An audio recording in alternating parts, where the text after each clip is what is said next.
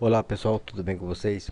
Eu sou o professor Natal, dando continuidade ao nosso curso de Química. Hoje eu volto para falar mais um pouco sobre termologia, né? Na primeira aula, nós trabalhamos com escalas termométricas. Na segunda aula, trabalhamos com conversões de temperatura, ok? Hoje, nós vamos trabalhar com dilatação térmica. Antes, porém, eu quero pedir a você que ainda não se inscreveu no meu canal de YouTube, que se inscreva no meu canal, participe, se inscreva, né? Compartilhem. A você que já é inscrito, meu muito obrigado, ok? Então vamos lá. Falando de temperatura, né, de dilatação, quando há um aumento na temperatura de um corpo, aumenta também a agitação entre as partículas. Com a agitação, as partículas se afastam uma das outras, provocando aumento das dimensões, seja comprimento, área ou volume.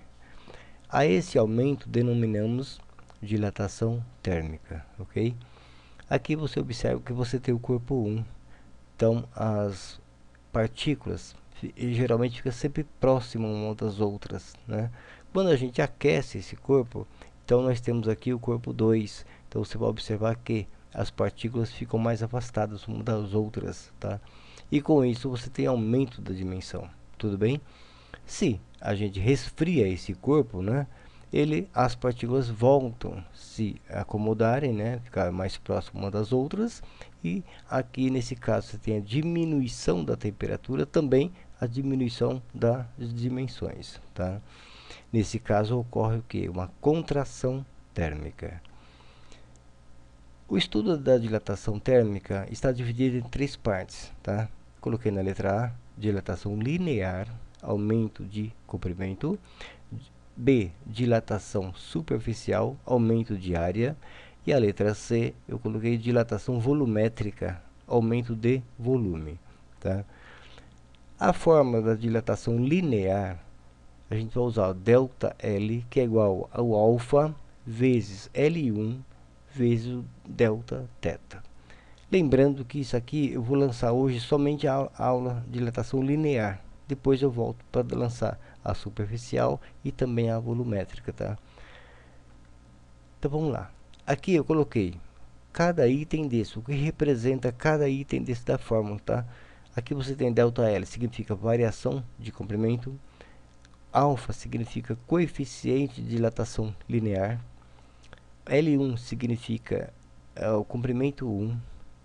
O delta θ significa variação de temperatura. Tudo bem? Fórmula de dilatação superficial. Então você tem aqui delta A, que é igual a beta vezes A1 vezes a variação de temperatura delta θ. Coloquei também o que significa cada um deles, né? Delta A significa variação de área. Aqui você tem o beta, significa coeficiente de dilatação superficial. A1 significa área 1 e o delta θ significa variação de temperatura. Lembrando que o beta é igual a 2 vezes o valor de alfa, ok? Beta é igual a 2 vezes o valor de alfa. A fórmula da dilatação volumétrica, você tem ΔV, que é igual a gama, vezes V1, vezes a variação de temperatura. Aqui também eu coloquei para vocês cada item desse. ΔV significa variação de volume. O gama significa coeficiente de dilatação volumétrica. V1 significa volume 1 e o delta θ significa variação de temperatura. Aqui também, lembrando que o gama é igual a 3 vezes o valor de alfa, ok? Gama representa 3 vezes o valor de alfa, ok, pessoal? Dilatação linear, é o que nós vamos trabalhar hoje, tá? Aqui eu coloquei uma barra. Se eu tenho a barra pegando desse ponto, eu vou colocar um A aqui, tá? Se eu pegar esse ponto aqui, vou nomear ele como uma letra A. Se eu pegar de A e venho até B, aqui eu tenho B. Então você percebe que eu tenho de A até B. Então eu tenho aqui uma temperatura 1, ok? Se eu tenho A até B, uma temperatura 1, também eu tenho o comprimento 1, L1, ok? Agora, se eu aumentar a temperatura, então vou denominar aqui a letra C. Então vou aumentar a temperatura de B, aliás, de B até C, tá? Então aqui eu tenho a temperatura 2, ok? Se a gente for medir de B até C, então eu tenho aqui uma variação de comprimento, né? Um delta L, ok? Agora, se eu pegar de A até C, então aqui eu tenho um comprimento geral, no caso L2, ok? Para eu achar a variação de temperatura, basta eu pegar delta θ, que é igual a θ2 menos o θ1. Ou seja, variação de temperatura é igual a temperatura 2 menos a temperatura 1. Ok? O L2 é muito fácil, basta eu pegar a variação de comprimento mais o comprimento 1. Ou seja, eu pego o delta L mais o L1, eu tenho L2, ok? Dilatação superficial, aqui eu tenho uma área, tá? Se eu tenho uma área, eu tenho com uma temperatura 1, né? Então, eu vou pegar aqui de novo de A até B, então eu tenho A1. Se eu aumentar a temperatura, então aqui eu tenho a temperatura 2, ok? Eu medindo somente a área amarela aqui, eu tenho aqui então, no caso, uma variação de área, né? Um delta A, ok? Se eu pegar aqui do A até o C, denominando assim, então aqui eu tenho A2, área 2, né? Área final. Aqui também, para eu achar a variação de temperatura, basta eu pegar delta θ, que é igual a θ2 menos θ1. Eu tenho a variação, ok? A área 2, basta eu pegar a variação da área e somar com a área 1. Então, a área 2 é igual à variação da área mais a área 1, ok? Dilatação volumétrica. Aqui eu tenho uma caixa representando o volume, ok? Então, de novo, aqui eu tenho a temperatura 1, né? Se eu denominar aqui a letra A e aqui a letra B, então aqui eu tenho o V1, né? Temperatura 1 e volume 1.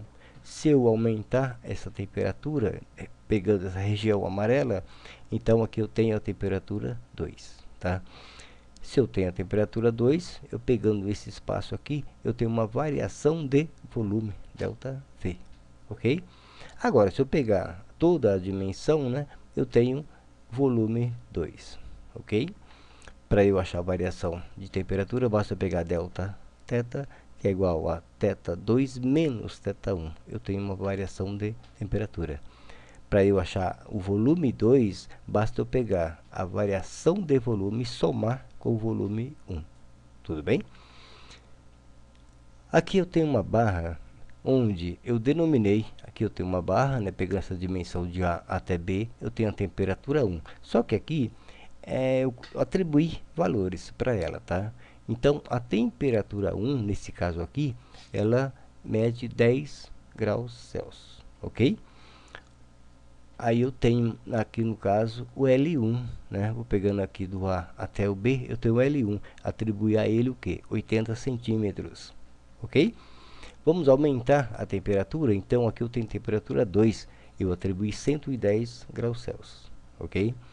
Se eu for medir somente essa área amarela aqui, eu tenho uma variação de comprimento. Quanto? Não sei. Eu coloco X, eu coloco um ponto de interrogação, ok? Agora eu vou pegar toda a dimensão. Aqui eu tenho L2. Também eu não sei. Só que aqui é fácil, porque para eu achar o L2, basta eu descobrir o valor dessa variação de delta L e somar com L1. Eu tenho um L2, ok? Aqui eu tenho a forma da dilatação linear. Delta L, que é igual ao alfa multiplicado pelo L1 vezes a variação de temperatura. Então, aqui eu tenho, observe o seguinte, eu tenho delta L, que é igual a alfa. Esse alfa, o exercício me forneceu aqui, ó.